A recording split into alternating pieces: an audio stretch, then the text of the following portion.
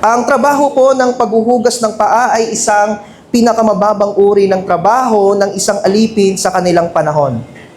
Dahil po, wala pa naman pong sapatos noong unang panahon, sandalyas lang po ang ginagamit, kaya ang kultura nila ay sila po ay naglilinis ng paa, lalo na po yung mga alipin sa bahay.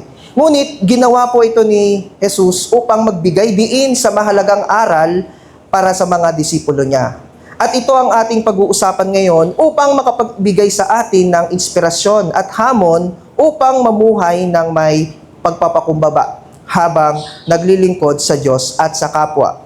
So mga kapatid, ito pong ating pong mensahe ng Panginoon ay isang very challenging and eye-opener na topic para sa ating lahat. Dahil ito pong kwentong ito ay napaka-laking impact po sa bawat isa sa atin bilang lingkod ng ating Panginoon. Dito po tayo sa bahagi ng talata para makita po natin yung kabuuan ng verse 1 hanggang verse 20. Tatlong bahagi po yan, mga kapatid. Yung una po, ang pagpapakumbaba ni Kristo sa verse 1 to 5. Pangalawa, ang paglilinis ni Kristo sa verse 6 to 11. At sa panghuli po, ang halimbawa ni Kristo, verse 12 to 20. Pero po, ito pong Juan chapter 13 ay tinatawag na farewell discourse. Ibig sabihin, from chapter 13 hanggang chapter 17, pinag-uusapan po dito yung kanyang pagpapaalam. So, ibig sabihin po, ang huling gabi na ito, kung saan makikita at mababasa natin sa chapter 13, ay gabi po kung saan pinagdiriwang ang pista ng Pasko. O yung tinatawag po na Passover. So, ang Passover po ay isang selebrasyon na nakuha na nila noong unang panahon para sa pagpapaalala ng pagliligtas sa kanila ng ating Panginoon. Pero sa halip na si Jesus Christ ay nagtutuon doon sa pwedeng mangyari at mangyayari sa Kanya, na siya po ay ipagkakanulo, siya po ay mamamatay, nag-focus po siya sa pagtuturo ng paglilingkod ng may pagpapakumbaba. Alam po natin na ang John chapter 13 po ay, ito po yung huling hapunan. Huling eating fellowship po nila. Pero po, nakapokus po ito, hindi po doon sa nalalapit na mangyayari kay Jesus o sa alam niyang pagkakanulo ni Judas, kung hindi nakapokus po ito sa isang mahalagang mensahe po na nais ituro po ng ating Panginoong Hesus. Bago po tayo pumunta sa tatlong mensahe po ng ating Panginoon, gusto ko lang pong tingnan po natin yung verse 1 to 20, may ilan pong mga magagandang dapat nating bigyan ng tuon o ng pansin. Sabi po, sa John chapter 13 verse 1, sinabi po dyan, minahal niya sila hanggang wakas. Kung mapapansin niyo po yung verse 1, may binanggit po sa dyan si John. Ang ginamit po ay minahal niya sila hanggang sa wakas. Ito po ang pinakatema ng verse 13. Dito po ang ugat ng buong kapitulo. Pinapakita po dito na si Jesus, minamahal niya po hanggang wakas ang kanyang mga disipulo. Ang ibig sabihin po niyan ay hanggang sa pinakadulo, ganap, walang kulang at sukdulang pag-ibig. Alam ni Jesus ang mangyayari sa kanya. Yung pagtataksil sa kanya, yung pagtanggi ni Pedro, at ang kanyang kamatayan. Pero tandaan po natin, hindi po nabawasan ang pag-ibig ni Jesus sa kanila. Alam po niya yon. Pero po, hindi siya nakapokus doon. Dahil sabi ng verse 1, minahal niya ang kanyang mga disipulo hanggang sa wakas. Amen po ba? Pagdating po ng verse 2 to 3, si Judas po ay nakapagpasya na ipagkanulo si Jesus. Ibig sabihin, si Judas, may free will siya, pwede niyang gamitin sa tama or mali. Pero ginamit po niya ang kanya pong free will para po ipagkanulo si Jesus. Saan niya po pinagkanulo? Magkano? Magkano na po kaya yon? Yung 30 coins of silver ngayon. So, sa ganoong kaliit na halaga po ay pinagkanulo po ni Judas si Jesus, pero ipinapakilala po dito ng talata na si Kristo po, kahit na po sa ipagkakanulo, ibinigay na po ng Ama ang lahat ng kapangyarihan sa Kanya Alam niyang galing siya sa Diyos at alam niyang babalik siya sa Diyos. Ibig sabihin, kahit po binanggit po yan sa verse 2 to 3, alam po natin na sa kabila ng kataas-taasang pribilehiyo na binigay ng Ama kay Jesus, pinili niya ang landas ng pagpapakumbaba. Ibig sabihin, pag binasa po natin ang mga talata, kung papansin ninyo po, sabi diyan, alam ni Jesus na ibinigay niya ng Ama sa kanya ang buong kapangyarihan at alam niyang mula sa Diyos at babalik sa Diyos. Pero mas pinili niya ang landas ng pagpapakumbaba. Kasi kahit sinabi po yung verse 3 na yan, may ginawa po si Jesus.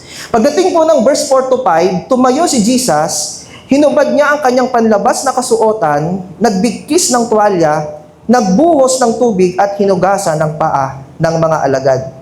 Nabanggit ko po kanina, nung unang siglo po, hindi po yan ginagawa ng isang guro o kaya ng isang Panginoon. Kaya po ang normal po na reaksyon ng mga alagad ay hindi nila naiintindihan kung bakit po ito ginawa ng kanilang Panginoon. Ito po ay naglalarawan, mga kapatid, ng pagpapakumbaba, paglilingkod at pag-ibig. Amen po ba? Pagdating ng verse 6 to 11, tumutol si Pedro. Bakit po kaya tumutol si Pedro? Actually, nagtanong po siya sa verse 6. Ang tanong po niya, huhugasan niyo po ba ang aking mga paa? Bakit sa dami-dami po ng disciple, ang leader ng grupo ang una niyang tinanong? At ang tanong po, actually, ang nagsalita po, ang nilapitan po ni Jesus si Pedro, kaya si Pedro nagtanong. At ang sabi ni Pedro, ang ginamit niya po hindi guro. Ang ginamit niya ay Panginoon. Huhugasan niyo po ba ang aking mga paa? Kumbaga sa konteksto natin, Bishop Robert, huhugasan mo po ba ang aking paa? Parang ang hirap i-imagine. Amen po ba? Pero po dito, mga kapatid, sinabi ni Jesus, kung hindi kita huhugasan, ay wala kang bahagi sa akin. Ang hirap po kasing ma-reject. Sa totoo lang. Mahirap na malapit ka doon sa mentor mo o sa isang, yung Panginoon mo at babanggitin na pag hindi ito mangyayari, wala kang kaugnayan sa akin. Kaya ano po ang reaksyon po ni Pedro? Sabi niya po, pwede ba na paliguan niyo na lang po ako? So parang ayaw niya na magwawalan siya ng kaugnayan sa kanyang Panginoon. Hindi po ito simpleng kalinisan, mga kapatid. Ito ay larawan ng espiritual na paglilinis. Ang taong naligtas na po ay naligo na. Pero kailangan pa siyang hugasan sa paa dahil sa panahon po na tayo po ay nandito sa lupa bilang isang makasalanan pa din, ay kailangan pa rin nating magpatuloy sa paglilinis sa tulong ng dugo ng ating Panginoong Hesus at sa pakikipagpisa ng Banal na Espiritu. Kaya po, yung mismong paglilinis ng paa ay isang simbolismo rin po na pag naligo na tayo, naligtas na tayo. Pero dadaan pa rin tayo sa daan ng minsan narurumihan pa rin ng ating mga paa. Amen po ba? Pagdating po ng verse 12 to 17, piniliwanag ni Jesus ang kahulugan ng kanyang ginawa. Ibig sabihin, hindi po nagtuturo si Jesus na iniiwan po niya ang kanyang disipulo ng malaking katanungan. Meron ding kasagutan. Kaya nga po, si Jesus Christ, iba daw po sa mga normal na guro. Ang mga normal na guro, nagdi-discuss muna bago mag-test. Pero si Jesus Christ, magbibigay ng test o kaya ng isang matinding turo bago ipapaliwanag. Ganun po ang way ng kanyang pagtuturo. Kaya tinawag siyang rabbi. Sabi ni Jesus, tama iyon. Ngunit kahit siya ang Panginoon, naglingkod pa din siya. Ano po ang punto, mga kapatid? Hindi lamang sa ritual na pagbuhugas ng paa. Ang punto ay magkaroon ng parehas na puso ng pagpapakumbaba. Si Kristo po, binigay na sa kanya sa verse 3 ang lahat ng authority, lahat ng pinakamataas na pribilehiyo, pero gusto niya makuha natin yung puso niya na may pagpapakumbaba. Amen po ba? Hindi ito paghahanap lamang ng katulad ng kay Jesus Christ na hahanapin niya sa kanyang mga disipulo na ako ang Panginoon nyo, ito ang tamang posisyon ko, pero pinakita po niya yung kusang paglilingkod sa kanila. Kaya po sa huling mga verse 18 to 20, binanggit ni Jesus ang pagtataksil ni Judas. Alam nyo po, malaking challenge sa theology pag-usapan ang buhay ni Judas. Kaya minsan hindi po napag-uusapan sa church si Judas. Napag-uusapan siya sa jeep. Napag-uusapan siya pagka may mga nagtataksil. Kasi mahirap po sa pag-aralan sa theology kung saan ba talaga siya napunta. Pero po, malinaw, dito po, narrative po kasi ito, gospel narrative po ito, malinaw at plain po ang talata na sinasabi po dito, hindi aksidente na si Jesus, hindi aksidente na na alam talaga to ni Jesus na itong si Judas ay hindi siya kasama dun sa malinis. Kasi binanggit niya, hindi lahat kayo ay malinis.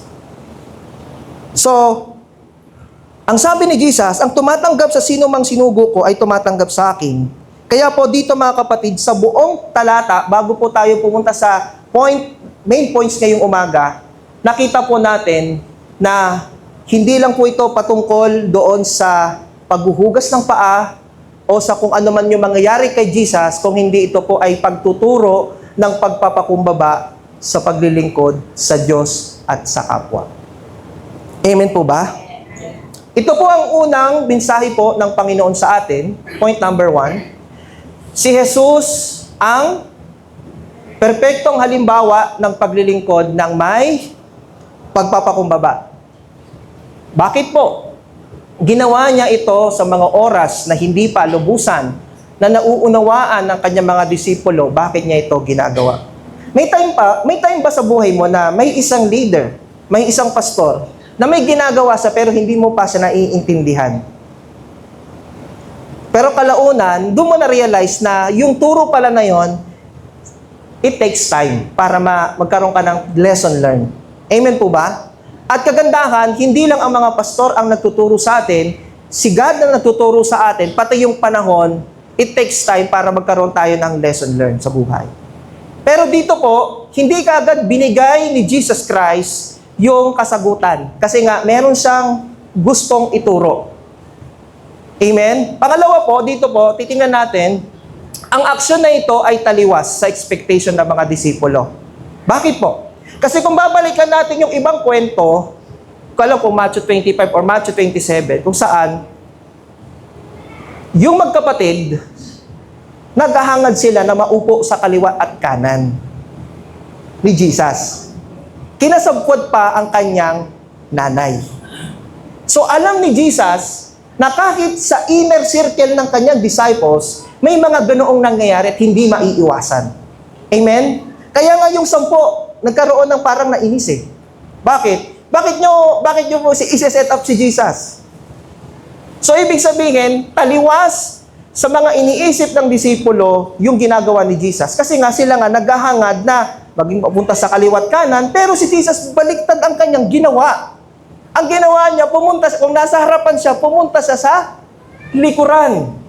At dito po, medyo na-shock talaga. O hindi medyo, na-shock po talaga ang mga disipulo. Next po, dito natin makikita na mas malalim pa sa expectation ng mga disipulo ang nais ituro ni Jesus. Minsan po, marami na tayong mga aral na tututunan.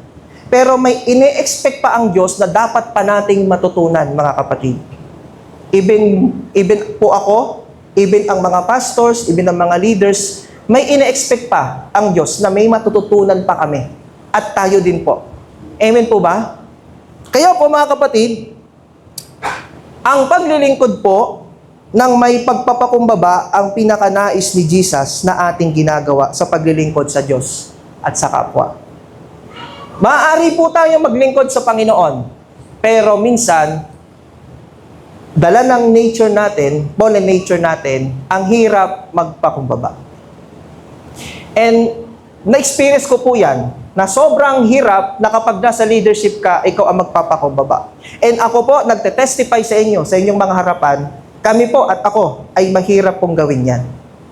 Pero hindi ko po itinatago bilang isang preacher, bilang isang lingkod ng Diyos na nakakaranas ng ganyang bagay. Even nga si Pedro, naranasan niya yan. Pero ang pinakanais ng Panginoon na mensahe sa bawat isa ay ang paglilingkod ng bawat isa sa atin ng may pagpapakumbaba. Amen po ba? O, i-relate muna natin, dito po sa Unified, ang bishop natin, ang Pastor Robert, sakto kasi nandito siya. Sakto. Pero purihin po ang Panginoon. Wala ko pang maalala na event dito sa church na nag-washing pit po tayo. Pero sa biyaya po ng Panginoon, kahit hindi po niya gawin yon, nakikita po sa buhay niya. Amen po ba? Kasi po, sabi po dito ito po, saying lang naman po ito. Sabi ni D.L. Moody, "The measure of a man is not how many servants he has, but how many people he serves." Ang measurement ng Diyos sa isang tao ay hindi yung kung gaano kadami ang tao niya. Kung paano siya paglingkuran. Kung hindi, gaano karami ang kanyang pinaglilingkuran para sa Diyos. Amen po ba? Ang tunay na kadakilaan ng isang tao ay hindi nasusukat sa dami ng naglilingkod sa kanya, kundi sa dami ng taong kanyang pinaglilingkuran. Noong panahon po ng hindi pa unified ang church, nasaksihan ko po, medyo bago-bago pa po ako nandito, sinesend out po ako ni pastor sa mga house churches, pero dumating sa point na parang kumbaga hirap na talaga na every Sunday halos wala si Pastor Robert at ako din wala. Kasi nga, hindi pa tayo unified. Doon ko po na-realize na yung paglilingkod talaga, ikaw na yung hahanap ng pagkakataon na makapaglingkod ka sa kapwa mo mananampalataya. Amen po ba? At purihin po ang Panginoon dahil sa atin po, nakikita po natin na sa gawain po ng Unified ay ang hinahanap po natin hindi yung paglingkuran tayo, kundi naghahanap tayo ng pwede nating paglingkuran. Amen po ba? Hinahanap natin hindi yung, marami na akong tao, marami na akong pwedeng gamitin, pwede na akong Kung hindi, hinahanap natin yung tao na paano ako makapaglingkod sa kanya. Paano kaya? Amen po ba? Ang tanong, ito po yung tanong sa point number 1. Sa paano ba natin ito dapat ginagawa? Ang paglilingkod ng mahipagpapakumbaba. Kaya nga po, huwag po kayong ma-miss doon sa every Sunday dahil marami pa rin po talagang itinuturo ang Diyos sa atin. Hanggat hindi pa po siya muling bumabalik, ay marami pang ituturo sa atin si Lord. Amen po ba? Ito, very personal yung tanong. Nakikita ko ba sa aking paglilingkod ang pagpapakumbaba? Kasi maaring nakikita ng ibang tao paano ka maglingkod, paano ka magsalita, paano ka mag-isip. Pero mas maganda i-assess mo sa iyong sarili at sa ating mga sarili, nakikita ko ba sa aking paglilingkod ang pagpapakumbaba? Amen po ba? At siyempre, may kinalaman yung pananaw natin tungkol sa salitang pagpapakumbaba. Kasi kung ano yung theology o yung ating idea tungkol sa salitang pagpapakumbaba, yun din yung maa-apply natin sa ating mga salita at sa ating mga ginagawa. Amen po ba? Merong mga devotion kami nila Sister Joanne sa kanila Pastor Tom nung nakaraan. Merong isang topic na pinag-usapan yung pagpapakumbaba. Tapos may mga kwentuhan kami. Tapos ako, nagkwento din ako. Meron ako nakwento doon na ang sabi ko, minsan, sinasabi natin more of you, less of me. Pero sa totoo, naghahanap ka ng validation in reality. And even ako, naranasan ko yun. Naramdaman ko din yun. Kasi ayoko po na nagpipris ako na hindi ko naman din talaga binobrought out. Totoo. Minsan, gusto natin sasabi, Lord, ikaw talaga dapat. Hindi ako. Less of me. Pero minsan nangyayari din Parang nararamdaman mo din Bakit? Kahit ang mga disciples, naranasan nila ang mga ganitong bagay. Amen po ba? Kaya po, ang tanong sa point number 1, yung mga bagay na yan. Pangalawa po, si Jesus ay nagpapaalala na ang paglilingkod ng may pagpapakumbaba ay katumbas ng pagpapasakop. Binigyan din ni Jesus na kung hindi sasang-ayon si Pedro sa kanyang gagawin, ay wala siyang kaugnayan. Ibig sabihin, hindi niya kinokondem si Pedro, pero pinapaalalahanan niya na pag hindi siya magpapasakop sa gagawin ni Jesus, ay tuluyan talaga siyang walang kaugnayan. Ibig sabihin lamang, ang pagpapaalala ni Jesus na ang paglilingkod ng may pagpapakumbaba ay katumbas po ng pagpapasakop sa Diyos. Kaya po, alam nyo po, ang hirap, itong topic na to, pati yung pagpapasakop sa Diyos, pagpapasakop sa leadership, pagpapasakop sa simbahan, dito po yan, magkakadugtong-dugtong na po yan. Pero, batay po sa kwento ni Jesus at ni John kay Jesus, binibigyan po ito ng emphasis ni Lord. Na kung hindi po magpapasakop si Pedro, ay wala siyang kaugnayan. Ang tanong, mahalaga po ba kay Jesus ang pagpapasakop natin sa Kanya? Mahalaga po ba?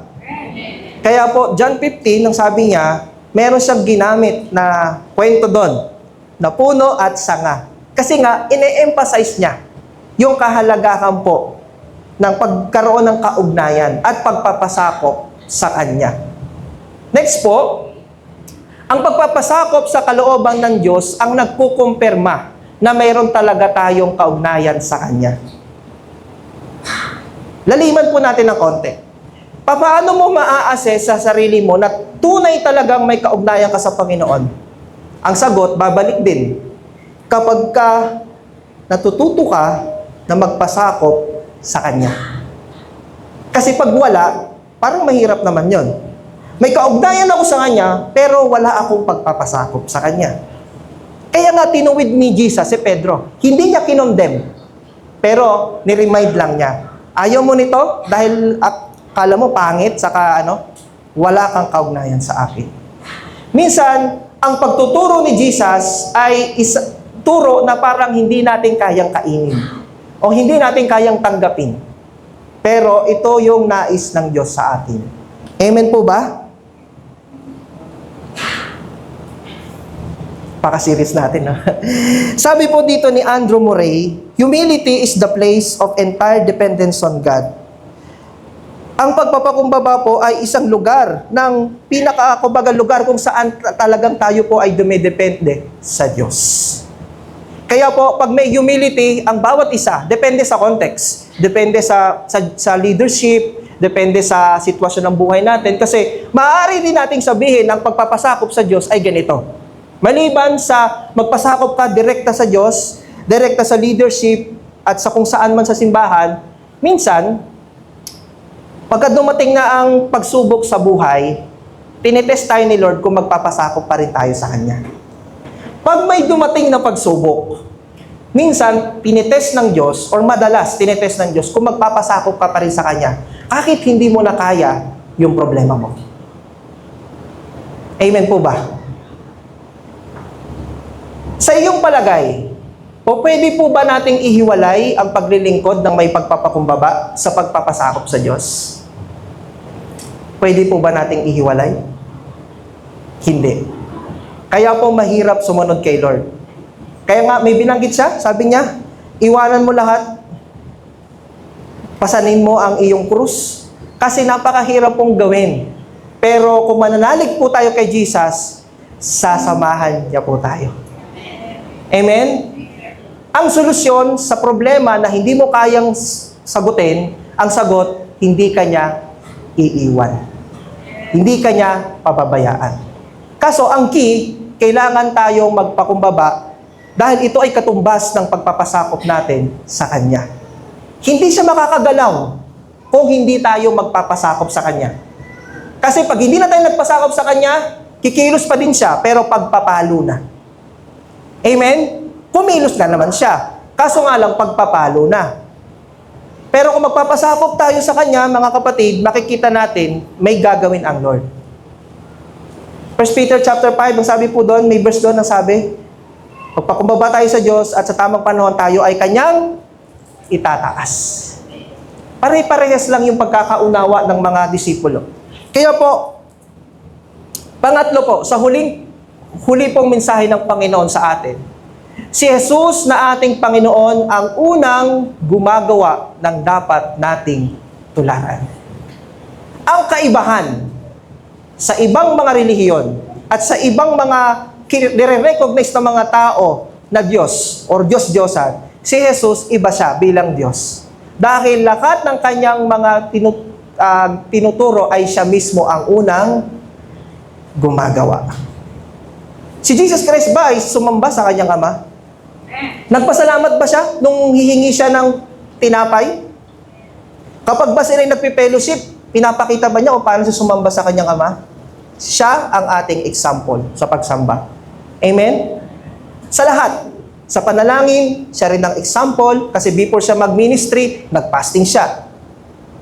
Sa discipleship, siya din naman ang pinaka-the best na example. Even nung siya po ay muling nabuhay, 40 days po siya na nagturo. Kaya po 40 days fasting, 40 days ang discipleship sa dulo.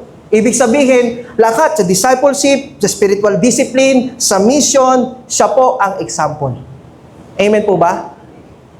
So, ang ating Panginoon po, tinanong ni Jesus kung talagang naunawaan nila. Minsan po ba may tinuturo si Lord na hindi agad natin nauunawaan? Marami po ba?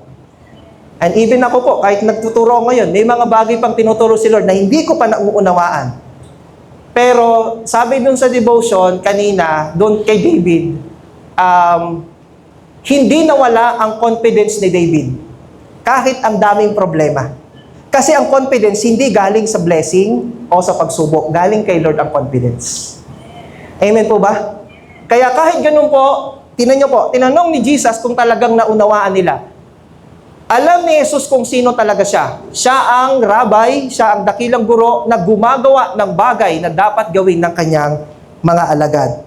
Totoo po ba na si Lord ang unang gumagawa ng dapat nating tularan? Halimbawa na lang, sa pagbati sa mga tao, kahit nga mga kitongin, hindi siya nandiri. Sa mga 38 years ng hindi makatayo, hindi siya naglumayo. Bagkos, tinanong pa niya, gusto mo bang gumaling? Sa John chapter 5. Ibig sabihin, sa lahat ng ways ni Jesus Christ, ay pwede natin siyang gayahin. Amen po ba? Kaya po, sabi ni Albert Schweitzer, example is not the main thing in influencing others. It is the only thing. Ibig sabihin po, ang example ng ating tinuturo ay hindi ang main thing para mag-influence tayo sa iba. Ito lang ang tanging paraan. Ang tanging paraan para magkaroon tayo ng tunay na influensya sa ating nasasakupan, tayo ang unang gumawa. Amen po ba? Ang isang mabuting guro at mahusay na guro ay hindi lamang nagtuturo ng tama. Siya mismo ang unang gumagawa nito. Ganito ang ginawa ni Jesus. Bago niya inutos sa kanyang mga alagad na maghugas kayo ng mga paa ninyo o maglingkod kayo sa isa't isa, siya mismo ang yumuko. Siya mismo ang naghugas ng kanilang mga paa. Kaya po, kung napapansin niyo po ang ibang mga churches, ginagawa nila ito. Pagpapaalala lang na ito pong ginagawa na ito ay may malaking impact sa body of Christ. Kasi kung gagawin to ng leaders o ng leadership, hindi pagpapakita na mas magaling kami sa'yo. Ginagawa ito kasi ang motivation, pinapagawa ito ni Jesus para yung mga member ng simbahan, gawin din nilang maglingkod sa bawat isa sa kanila. Amen po ba? Kaya po ang tanong, may tanong po dyan mga kapatid, sa pangatlo po, madali bang tularan si Jesus sa aspeto ng paglilingkod ng may pagpapakumbaba? Madali po ba? Mahirap. Sa kapulungan ng mga pastor, may nabanggit si Pastor Derry nung nakaraan, nabanggit ko na to dati, pero i-share ko lang, may isang bishop, hindi pa that time, nung sinento nila pastor, hindi pa sila bishop, pero nakwento lang. May isang bishop daw na sabi, oh, yung asawa mo, ay, pastor, nasaan yung asawa mo? Ay, bishop, nandun po eh. Tapos sabi, pag-anuhin mo nga siya sa akin? Mag-serve siya sa akin? Sabi ni Pastor Derry, nung kinuwento niya dito yon, nangilabot siya. Kasi tawag doon, Lordship Syndrome eh. Yung ikaw na yung pinapanginoon ng iyong nasasakupan, gawain yun ng mga hintil, kapatid.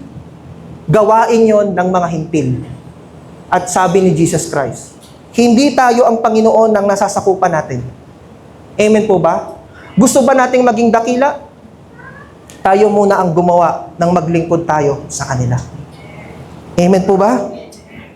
Kaya ba nating maglingkod ng may pagpapakumbaba na walang pag-ibig sa Diyos at kapwa? Ito po, tingnan niyo po yung tanong. Medyo tricky po ito eh. Sabi po ng pangalawang tanong, kaya ba nating maglingkod ng may pagpapakumbaba na walang pag-ibig sa Diyos at sa kapwa? Sa totoo lang, kaya nating maglingkod batay sa spiritual gifts na binigay sa atin ni Lord. Pero, loobin nawa ng Diyos na habang tinuturuan tayo ng ating bishop, ng mga pastors, at ng church na ito, matutunan natin na maglingkod tayo na kahit meron tayong spiritual giftings na ilagay tayo sa tamang pwesto, pero dapat matutunan na pa rin nating magpakumbaba sa bawat isa. Amen po ba? Kasi mahirap pong maglingkod na may pagpapakumbaba na walang pag-ibig sa Diyos at kapwa. Ano yun eh, may tawag sa ganun eh, sa theology, yung parang ginagawa mo yun, kasi parang yun na talaga yung ano mo, goal mo sa buhay, pero personal lang siya. Kaya mga kapatid, napaka ganda po ng mensahe ng Panginoon ngayon sa atin. Sino po si Jesus sa mensahe po ngayong umaga?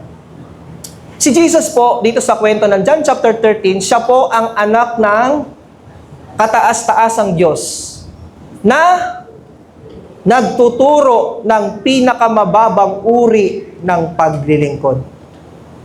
From highest to lowest. Upang mayroong purpose. Upang ipakita ang kahalagahan ng pagpapakumbaba at pag-ibig. Hindi niya ito gagawin kung wala namang purpose. Hindi naman siya mamamatay nang walang purpose. Hindi rin siya magtuturo ng gagawin niya yung maglingkod sa pinakamababang aspeto kung wala namang purpose.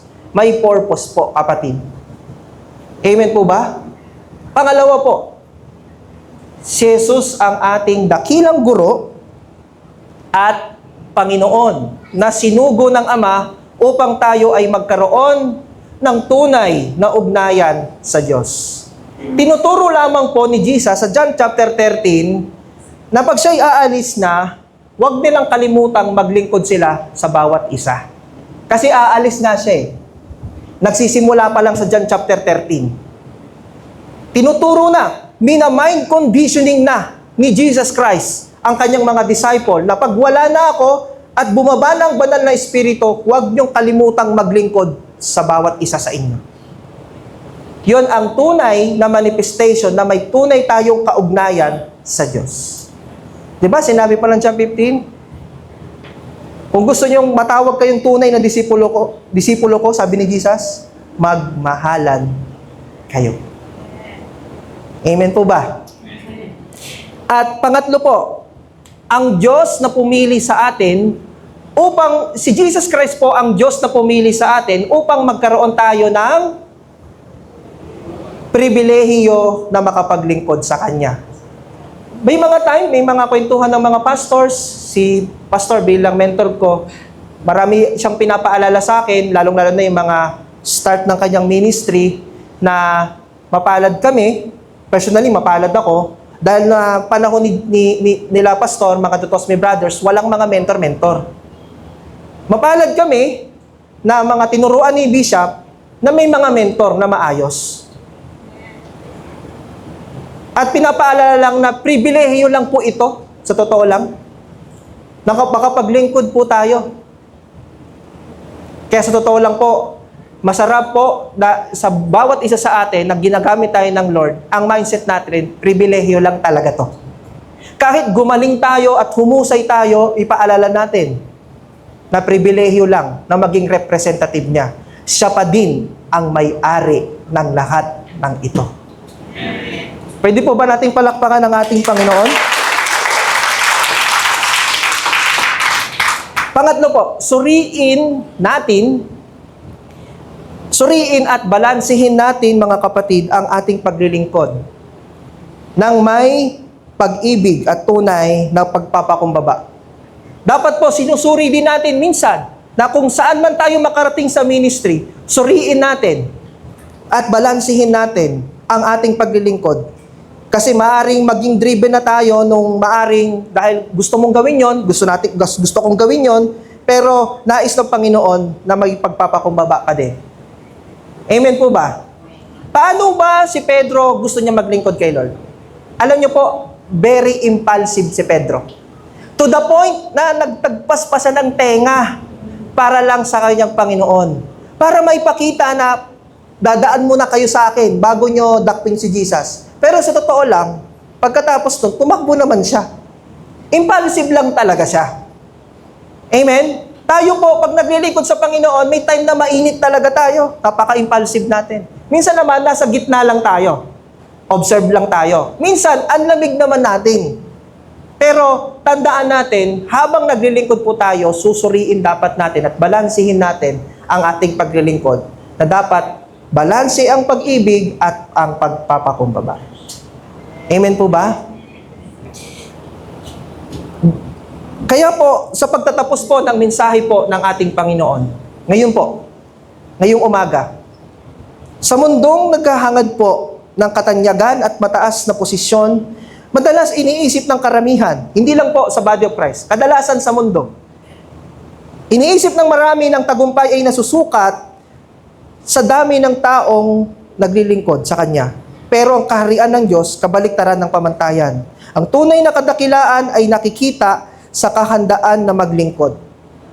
Ang tanong, sa bawat isa sa atin, gaano kasincere o gaano po tayo naghahangad na maglingkod pa tayo sa marami?